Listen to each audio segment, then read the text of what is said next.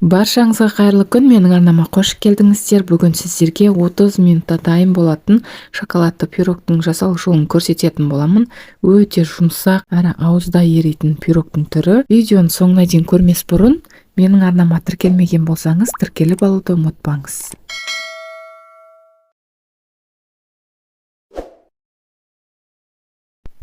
Құрамына осы заттар керек: ұн, сары май, жұмыртқа, қант, айран, ұнтақ жармасы, яғни манная крупа, какао және сода қажет.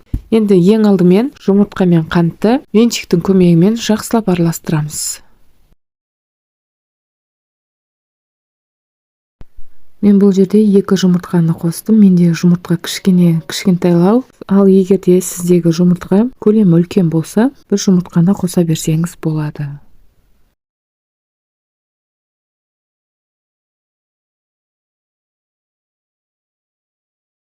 Ертіп дайындап алған сармайды саламыз. Сармайды ыстық күйінде салмау керек.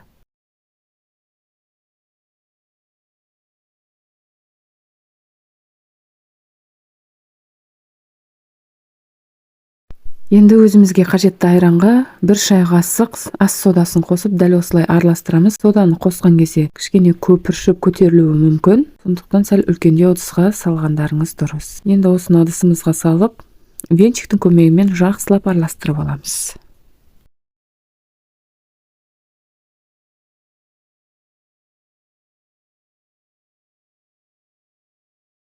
Енді құрғақ заттарды саламыз. Бұл жерде ұн мен какао.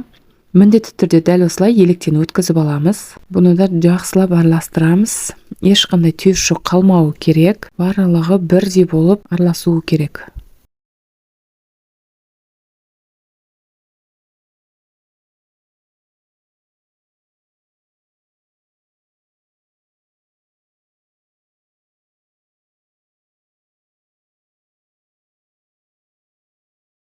Барлығын араластырып болған соң, енді өзімізге қажетті ұнтақ жармасын саламыз, яғни манная крупа.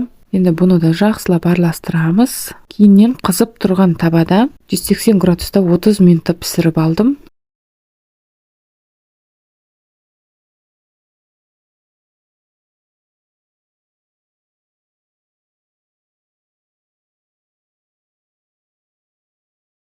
Формаға салған кезде міндетті түрде астына пергамент қағазын төсеу керек, әйтпесем жабысып қалуы мүмкін.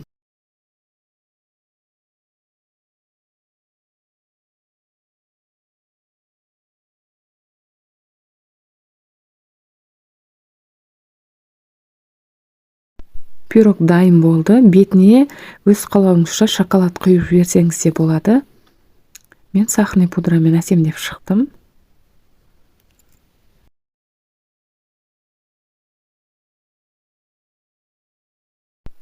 Видеода көріп тұрғандарыңыздай өте жұмсақ шыққан. Негізінде бұл пирогты суытып алған дұрыс. Мен суытқан жоқпын.